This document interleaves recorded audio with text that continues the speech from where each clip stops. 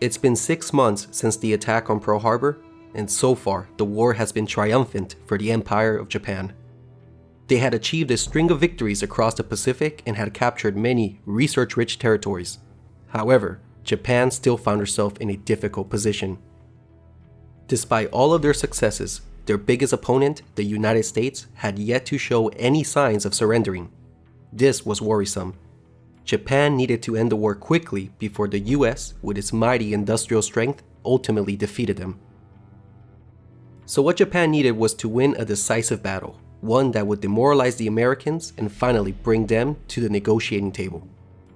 It was considered that America's center of gravity was its Pacific Fleet, primarily its carriers.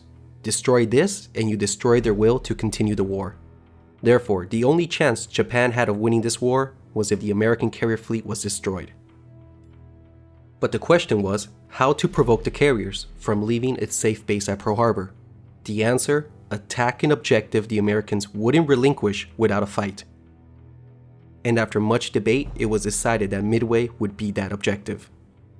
If the Japanese attacked and invaded Midway, the Americans would certainly respond in force, and this would finally give the Imperial Japanese Navy a chance to annihilate the American carrier fleet once and for all. And thus, Operation MI was created with the objective of capturing Midway and destroying the Pacific Fleet.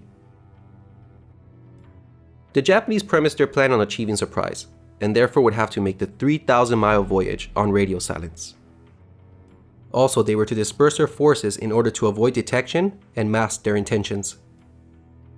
In conjunction, there was another operation to the north to take over the Aleutian Islands, which was codenamed Operation AL.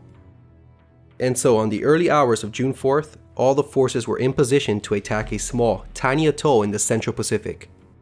The stage was set for one of the most epic engagements in naval history. This is the Battle of Midway. The battle will be told from the Japanese perspective. The fog of war will be included during this video. That means you, the audience member, will only know the positions of the Americans the moment the Japanese commander knew of it. This is to put the audience member in the commander's seat to see how they would have reacted themselves, given the unique circumstances and complex scenarios that plagued the Japanese on the morning of June 4th. So to start off, let's see who the commander was and what his forces were. Spearheading the MI formations were 4 top-of-the-line fleet carriers of the 1st Mobile Striking Force, also known as the Kido Butai. This was the most destructive offensive weapon the Japanese Navy had, and would be the main protagonist of the upcoming fight. Its commander is Vice Admiral Nagumo Chuishi. He was 55 and had assumed command of the 1st Air Fleet in April of 1941. He didn't get this post because he had naval aviation experience. In fact, he has specialized in torpedoes. He got the job simply based on seniority. It was said his command style lacked decisiveness and that he was too reliant on his staff. Nevertheless, in June of 1942, he was the most experienced carrier commander in the world. Nagumo had 4 carriers with him this day. His flagship was the Akagi. The Akagi was the oldest and longest of all the flat tops. She had a large aircraft capacity, and since she had been converted from a battlecruiser hull, possessed a high speed. The Kaga was a battleship conversion, so this made her the least maneuverable and the slowest of the 4. But she did embark the most aircraft. While typical squadron strength was 18, she herself carried 27 carrier attack planes. These 2 carriers were the stolid warhorses of the Kido Butai. They packed a mean punch and were not to be messed around with. Next came the 2 dashing cavaliers of Carrier Division 2. They were the smaller but more nimble Soryu class. They were designed from the keel up, had a good air group size, and a very high speed due to their light hulls and construction. However, the downside was that they were lightly armored. The Soryu came first, being commissioned in 1937. She was well liked in the Navy. Her near sister ship, the Hiru, was almost identical, but had a larger bridge and was slightly better armored. Rear Admiral Yamaguchi was the commander of Carrier Division 2, and he made the Hiru his flagship. He was another high-ranking member of the fleet and was known to be an aggressive, hot-tempered commander compared to Nagumo. From the 4 carriers, Nagumo had a combined strength of 248 aircraft, 260 total aircraft if one includes the scout planes from his escorting cruisers. What was equally important than the aircraft themselves was the quality of Nagumo's aircrews. It wasn't a stretch to say that at this point in the war, the best naval pilots in the world were on board these 4 ships. Nagumo's mission was not going to be a walk in the park. He essentially had a dual mission. 1. Take out Midway. He needed to neutralize the base and its aircraft before the invasion convoy arrived 2 days later. And task number 2 was to keep a lookout for enemy carriers that might appear in the defense of the islands. Now this was unlikely, as the Americans were not expected to react so quickly to the invasion. But as a safe measure, he was to keep half of his strike force armed with anti-shipping weapons in the event the Americans did show up early. It has to be mentioned here that there were some ominous signs for the Japanese. As mentioned, the Japanese were counting on surprise for this bold operation to succeed. However, on the eve of battle, there were signs that this may not be going their way. Intelligence had revealed suspicious enemy activities around Midway, meaning the Americans were more alert than they should have been. And second, it must be emphasized that the Japanese, up to this point, have failed to confirm the location of the carriers. The Japanese believed they would have to face against 2, possibly 3 carriers to their 4, so it was imperative that they get a confirmation of their whereabouts. It was believed that they would still be in Pearl Harbor during the first days of the operation, and there were 2 attempts to verify this. The first was a reconnaissance mission to reconnoiter Pearl Harbor. However, this mission had been cancelled. But there was still a fallback plan, a picket line of submarines ahead of Nagumo's force, and so far, none of them had reported anything at all. This indicated to Nagumo that the American carriers were most likely still in port. So as far as Nagumo was concerned, everything was going as planned.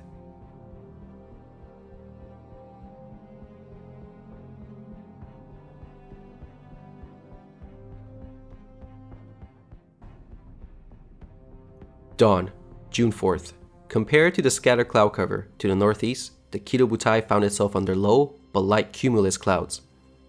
The carriers continued to steam into the wind, which was coming from the southeast, to prepare for the air raid.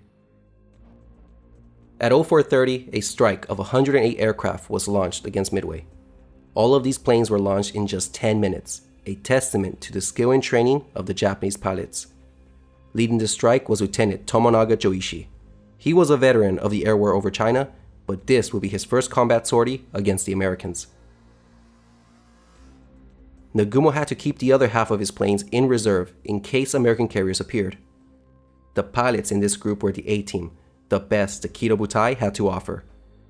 Akagi's torpedo squadron was said to be the best in the Navy, while Carrier Division 2 had the reputation of having the best dive bombers. Any report of an American carrier, and these pilots would make easy work of them.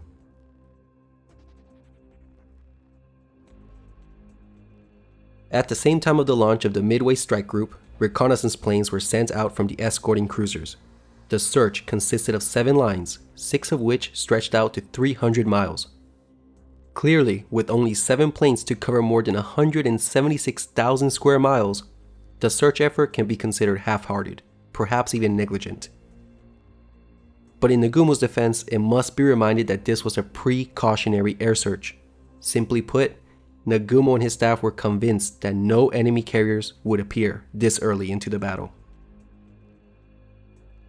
Although, I would say criticism is justified. I mean, given the fact that Intel reported suspicious activities around Midway, and given the bad weather in the area, Nagumo should have doubled his search efforts as a safety measure. It's what a prudent commander would have done.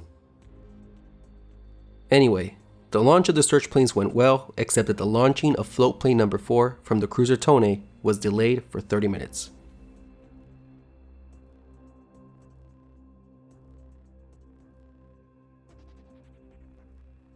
As the military proverb goes, no plan survives contact with the enemy, and today would be no exception.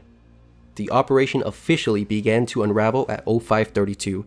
An American Catalina PBY was spotted surveying the Kido Butai.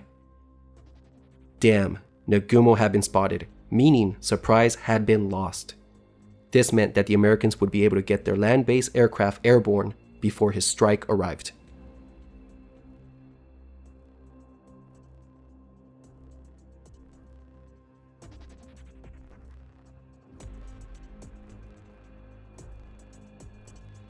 As predicted, the Americans had been able to launch all of its planes before the strike arrived. The bombers went to attack the Japanese carriers. Only the fighters stayed behind to defend the islands. These were 18 obsolete Buffaloes and 6 Wildcats. They intercepted the Japanese at 0620, 30 miles from the base. They never stood a chance with the more agile Zeros. In the ensuing battle, 13 Buffaloes and 2 Wildcats were lost. The Carrier Strike aircraft pushed through and began their bomb runs. Carrier Division 2 level bombers struck first at 0634. The dive bombers would come next at 0640. On Easter Island, the power plant, command posts, gasoline lines, and mess hall were destroyed, but damage to the runways was minor. On Sand Island, the oil tanks were set ablaze and the water lines were hit. A seaplane hangar and various base facilities were also destroyed. For their effort, American fighters and anti-aircraft fire destroyed 11 Japanese planes. Another 14 would be rendered unserviceable when they landed back on their carriers. That's a 23% loss. The damage to Midway support facilities had been heavy, but the base wasn't out of the fight. The air group commander, Lieutenant Tomonaga, looked back at the condition of Midway and with great dissatisfaction had to report back to Nagumo that a second strike was needed to neutralize the base.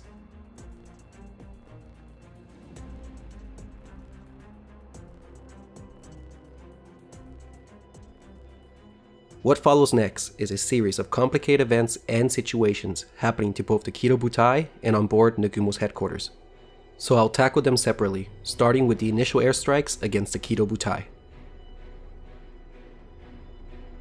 At 0710, 6 TBF Avengers and 4 Army B-26s were spotted approaching the Japanese carriers.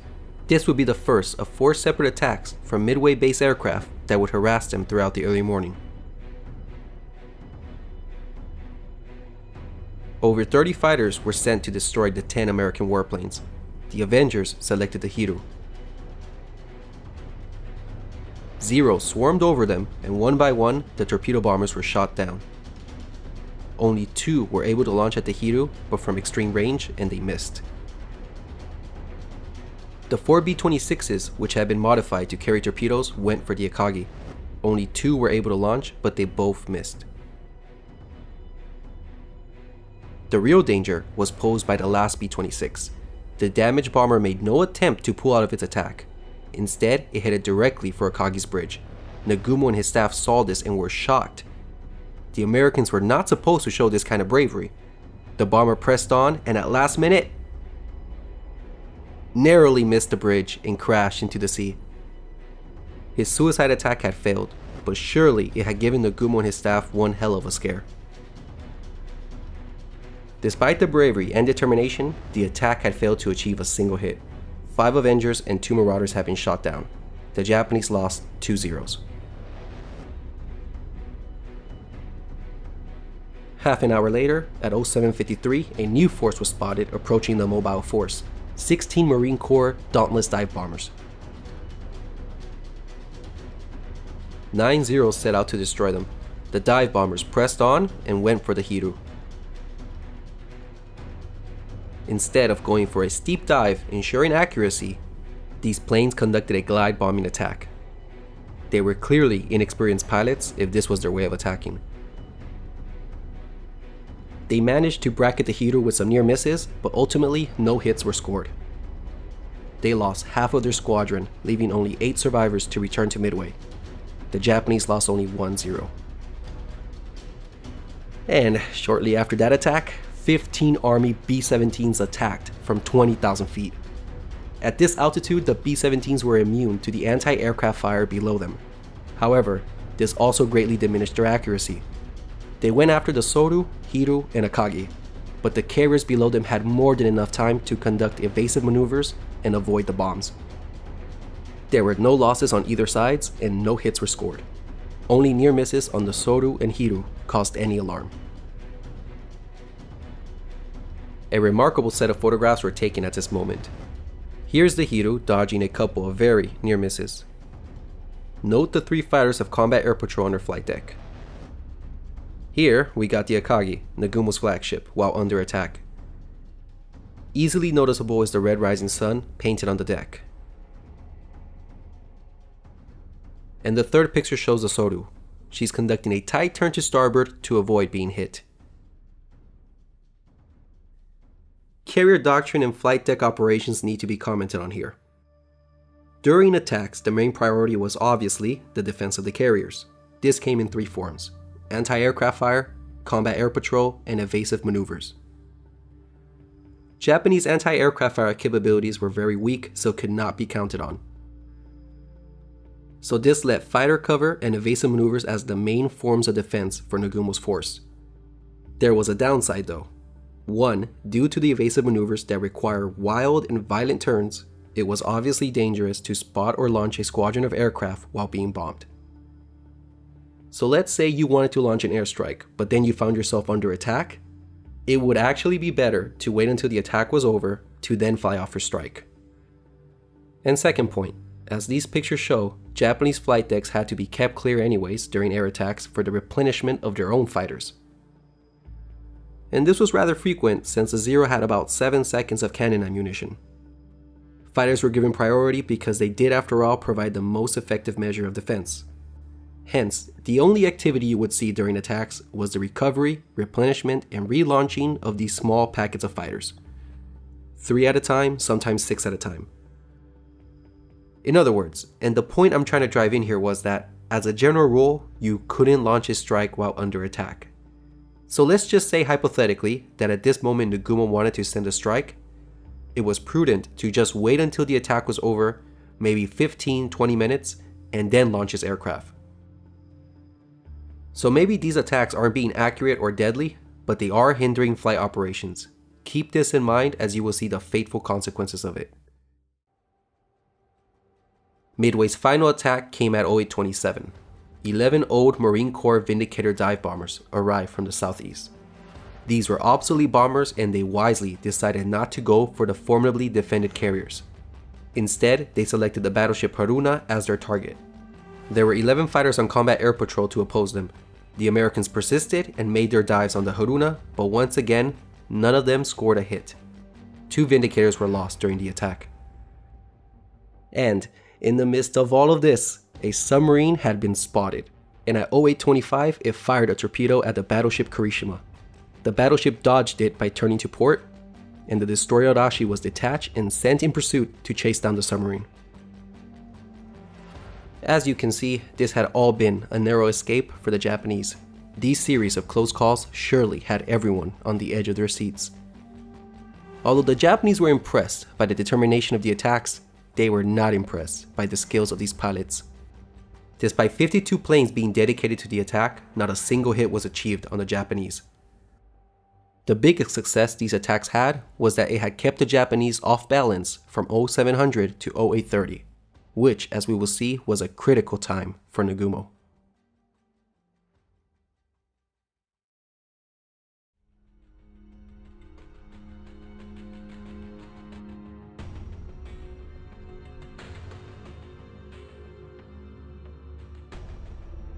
During the early morning attacks on the Kido Butai, a more serious situation was developing in the high command with Nagumo and his staff. Shortly after 0700 hours, Nagumo received Tomonaga's report that a second strike was needed. The news was unpleasant, but had actually been expected. How could a force of 72 bombers, half of which were armed with medium-sized bombs, be expected to neutralize a fortified base?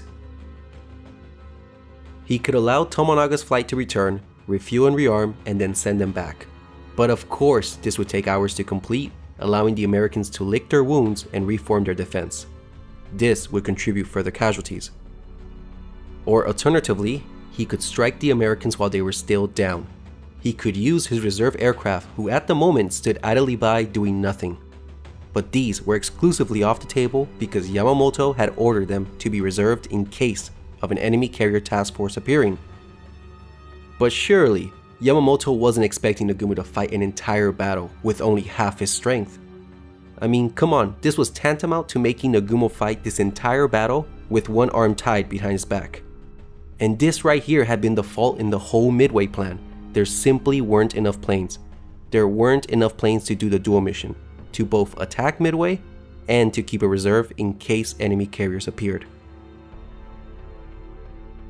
So Nagumo looked at the maps, and by now his air searches were reaching their maximum range, and so far nothing had been found or reported.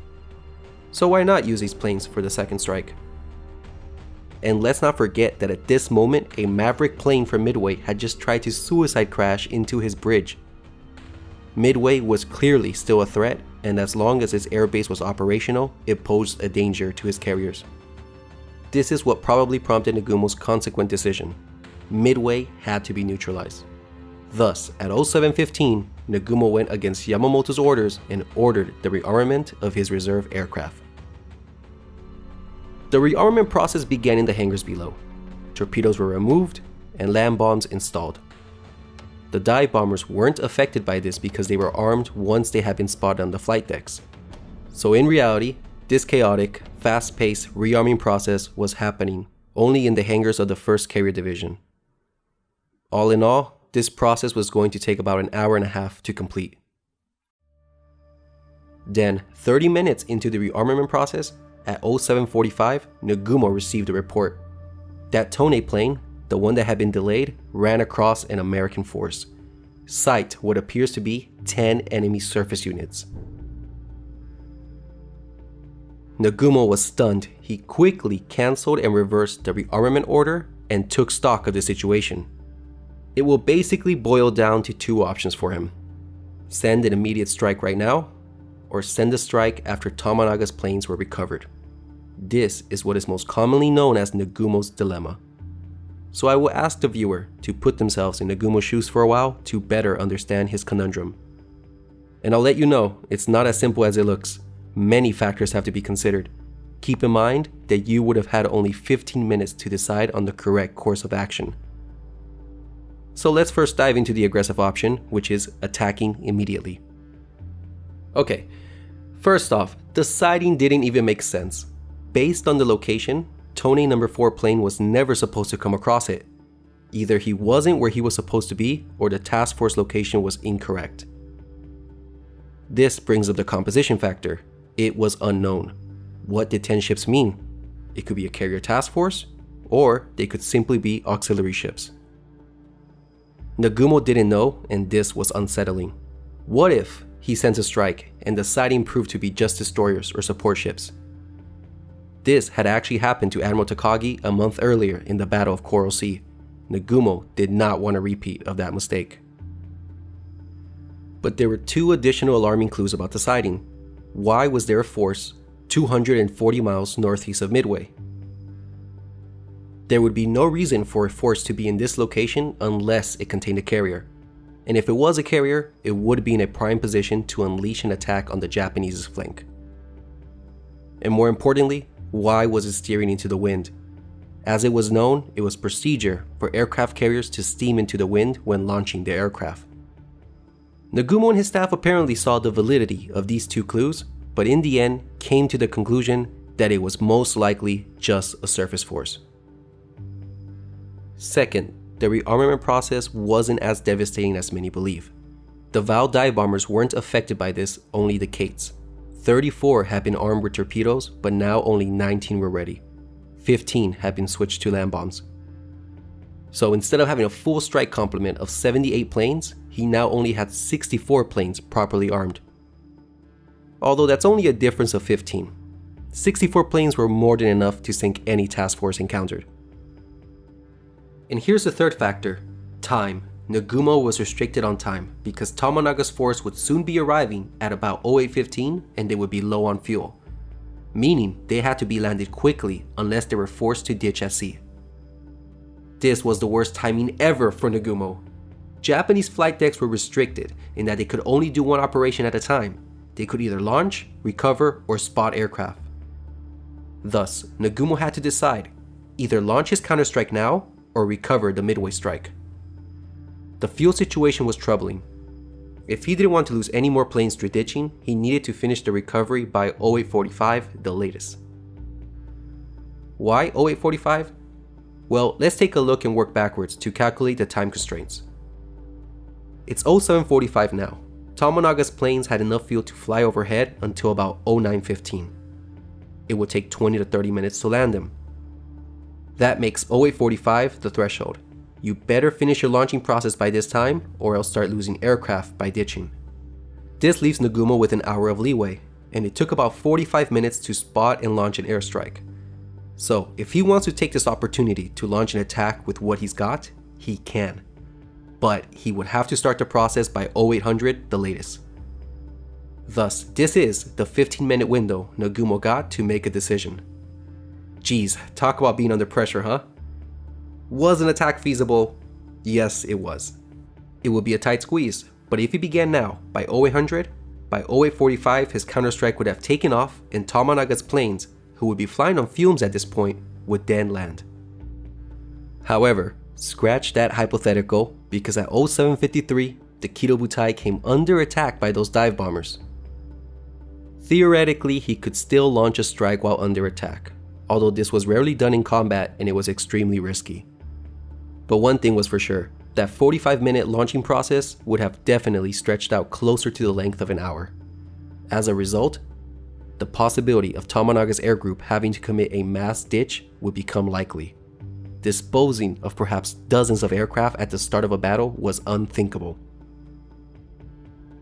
So Nagumo had to decide, does he attack this unknown target based in this sketchy, unconfirmed location with some of his planes carrying the wrong ordnance and risk losing additional planes by unnecessary ditching? Or he could simply wait until Tomonaga's strike had landed, and then after recovery, launch a full balanced strike at whatever this target is with the proper ordnance. This was clearly the ultra-safe choice that offered no unnecessary risk. But what made Nagumo think he still had time? Well, if we take the reported position at face value, the location meant that even if this force contained a carrier, it wouldn't have been within strike range of an escorted strike. The Americans would have to close the distance and then launch a strike, which meant it wouldn't reach Nagumo's carriers until about 10:15, some 2 hours from now.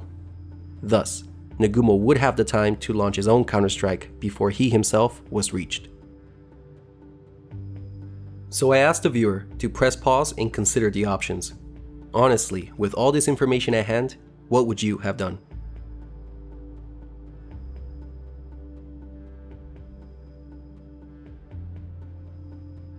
With the conservative mindset that Nagumo had, it's not too difficult to imagine which course of action he took. He went for the safest option. He would recover his planes first, and then launch a powerful, well-balanced strike at the enemy.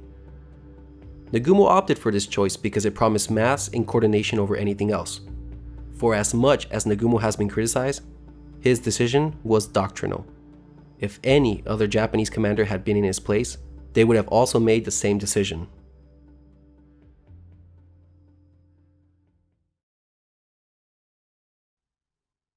So let's continue the saga. Down below, the crews in the hangars worked feverishly to change the Kates with land bombs back again to torpedoes. In the midst of all the chaos, the bombs were not stored away safely. Instead, they were laid haphazardly around the hangar. Above in the bridge, Nagumo waited impatiently for further information. And it wasn't until 0820 that identification of the surface units finally came through. The enemy is accompanied by what appears to be a carrier. This was dreadful news. Well, you may ask, why not attack now that you have definite confirmation of a carrier? Well, it would still take 45 minutes to get the aircraft out of the hangar, spotted, and launched. Meanwhile, Tomonaga's air group would all run out of fuel and crash into the sea. And just there, you lost 97 planes. Also, the strike would have to go unescorted since all the fighters had been brought up to assist in the air defense of the mobile force during the recent attacks. So the option of launching an unescorted strike, which was bound to receive heavy losses and lose 97 planes through mass ditching, wasn't seriously going to be considered by Nagumo. Basically, it was too late for Nagumo to attack now. He had made his bed and now he had to lay in it. He would have to wait.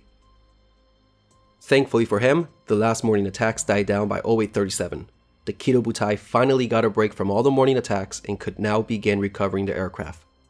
From 0837 to 0910, Tomonaga's strike force was safely landed. While one can sympathize with the predicament Nagumo was in, there was a decision that was questionable.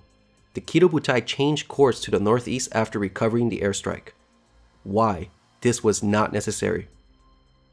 Japanese planes outranged the Americans. There was no reason to close the gap. It would just make it quicker for your opponent to reach you. A wiser decision would have been to head northwest, still allowing you to strike back, but keeping you at the extreme striking range of the Americans. With the last of his aircraft recovered, Nagumo was now free to begin spotting his planes on the decks. It was looking good for Nagumo. All he needed now was a 45-minute uninterrupted window, and a powerful counterstrike would be dealt to the Americans. However, events would soon foil his high hopes.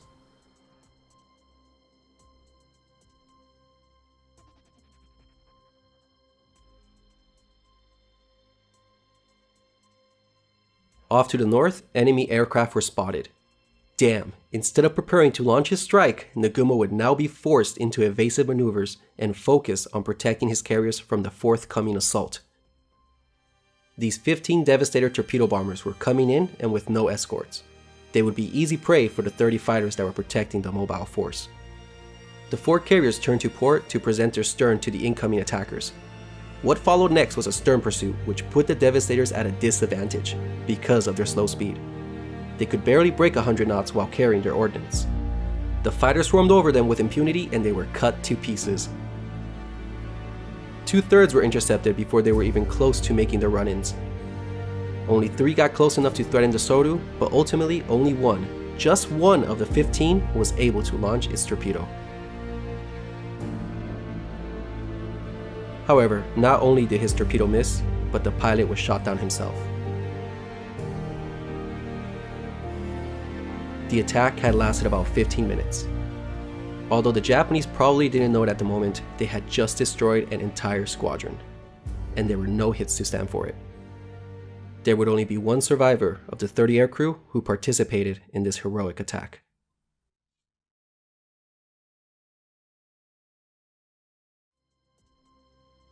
But as soon as that attack was over, at 0940, another one began, this time from the south. It was at this time that Nagumo had to have realized that his mobile force was in serious trouble. It was imperative that Nagumo get his planes off the deck before being hit himself. All he needed was a 45-minute window to launch an airstrike. But during attacks, he couldn't launch a strike because his flight decks were solely occupied with the replenishment of the combat air patrol fighters. To add to the mess, he was in a dangerous state because at the moment he was at his most vulnerable. His planes were fully fueled, armed, and parked densely within the hangars of his carriers. And more disturbingly, it was clear that these were carrier-based bombers. Obviously, the reported location of the carriers had been wrong this whole time. They had actually been 55 miles closer when they were spotted at 0728. Thus, his mobile force had been within American strike range this entire time. This is a clear example of the fog of war. Just like at Coral Sea, the Japanese commander had made a decision based on the information at hand. Although unbeknownst to him, the information had been incorrect. Sometimes you can just plain out have bad luck. One thing was for sure, Japanese scout planes needed to practice their ship identification and spotting skills. Oh well, maybe Nagumo can dodge this attack as well. The 14 torpedo bombers came in, unescorted. The 2 divisions had selected the Kaga as their target, and they were trying to do an anvil attack on the slow carrier. But it would be difficult to do with their slow lumbering planes. Initially, they came in unopposed, but then Zeros swarmed over them and the rightmost division took the brunt of the attack. 2 torpedoes were launched, but the Kaga dodged them. With additional Zeros added to the fray, only 3 torpedoes from the other division were released, but just as before, the Kaga skillfully avoided them as well. Once again, an attack had been pressed on gallantly by the Americans, but it had been ineffective. 9 of the 14 bombers were shot down, and of these 5 survivors, 1 had to ditch on the return trip. Only 1 Zero was lost. And when that attack finished, guess what? Another one began. You have got to be kidding. For the last 50 minutes, these piecemeal attacks, although as ineffective as they were were delaying the launch of the desperately needed Japanese counterstrike. And more frightening, judging this to be the 3rd torpedo squadron, there definitely had to be more than one carrier. Actually, there wasn't just one, there were 3. Boy, was Nagumo in trouble. Also, the Japanese must have asked themselves at this point, where were the dive bombers? If the Devastators had made it this far, an imminent dive bombing attack was sure to come. But something was different with this forthcoming attack. These 12 torpedo bombers came in with an escort of 6 Wildcats. The Zeros set out to intercept them, but little did they know they were in for a surprise. For the first time in the war, the famous Thatch Weave was used, named so by its creator Jimmy Thatch, who was leading the division. The planes would start in a beam defense position. Once a Zero was on the tail of a Wildcat, the 2 sections would turn towards each other. This allowed one section to get a head-on attack on the chasing Zero. It would either kill or brush off the Zeros on your partner's tail. The process could easily be repeated. This defensive maneuver stunned the Zero pilots. Up to this point in the war, the Japanese pilots would always come out victorious in dogfights against their opponents, but now they were the ones getting beaten. 4 Zeros were shot down and only 1 Wildcat was lost during this interception. Thatch and his fighter squadron alone attracted the attention of over 20 Zeros. Many things have to be acknowledged at this point. First, the escort had done an excellent job.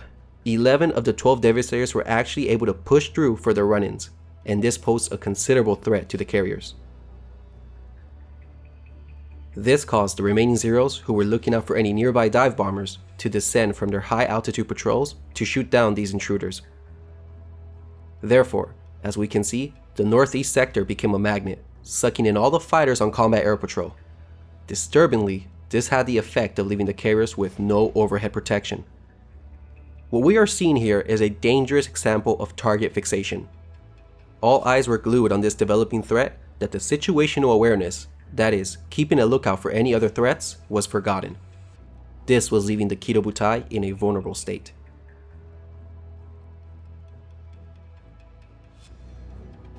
The American bombers carried on, but with fresh Zeros diving from above, the Devastators stood little chance to prevail.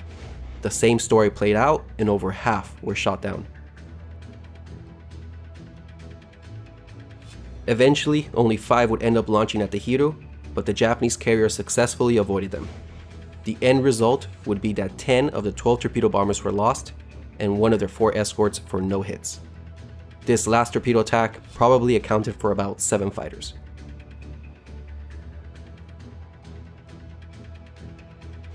The time was 10:20. The torpedo attack was halfway through, and as expected, not one had struck home. It was a testament to the prowess of the Japanese pilots. The Kido Butai had been in combat for the last 3 hours and had avoided all the bombs and torpedoes thrown at it, with its evasive maneuvers and its skilled fighters. Nagumo had been quite lucky actually. His mobile force, with no radar, had shot down 53 aircraft at this point and had lost only 11 fighters itself, and there wasn't even a scratch on his ships. But it was precisely at this moment, when all the fighters were down below fighting off this latest assault in the northeast sector, that a new threat emerged high above. 50 dive bombers were approaching overhead, undetected and unopposed, and coming from 2 different directions. Nagumo's luck had finally run out.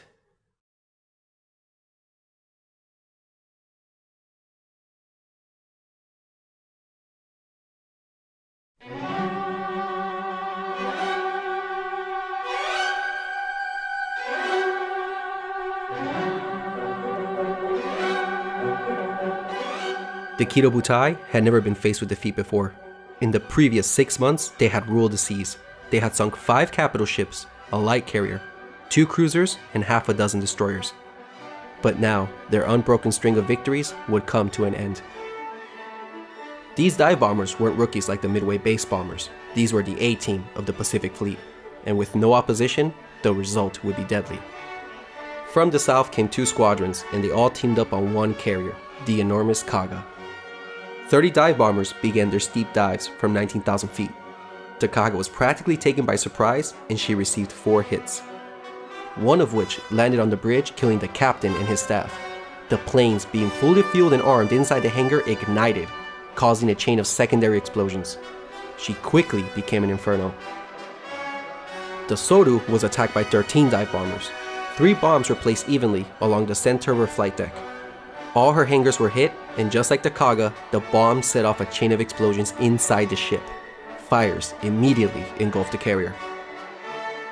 It looked as if the Akagi might get off scot-free. However, when the Kaga was being pummeled, 3 dive bombers peeled off at the last moment and went for her. With pure skill, a bomb was dropped in its upper hangar. It didn't seem serious at first. A carrier this big could have certainly survived this single hit. But just like her sister ships, the planes and bombs inside her hangars began to detonate. Thereafter, fire spread uncontrollably, and the Akagi, the flagship of the Kido Butai, was doomed.